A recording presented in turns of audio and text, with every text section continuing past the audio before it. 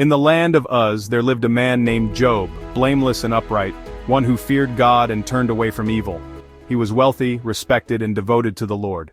But in heaven, a test was set. Satan challenged Job's faith, claiming he only served God because of his blessings. So, with God's permission, Job's faith would be tried like fire.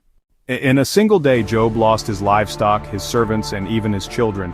Yet instead of cursing God, Job tore his robe, fell to the ground, and worshipped. He said, "The Lord gave and the Lord has taken away. Blessed be the name of the Lord." Please stick around to the end on how to obtain your free ebook. Still, the suffering grew deeper. Job was afflicted with painful sores. His wife urged him, "Curse God and die."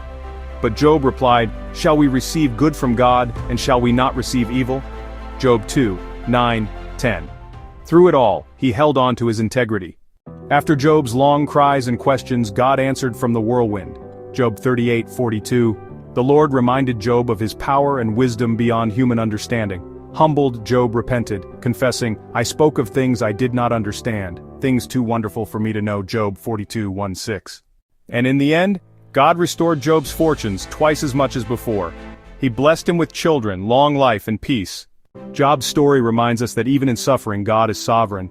Our pain has purpose, and faith will be rewarded. Trust Him in every season. Please like, subscribe, and comment to share what part of Job's story spoke to you.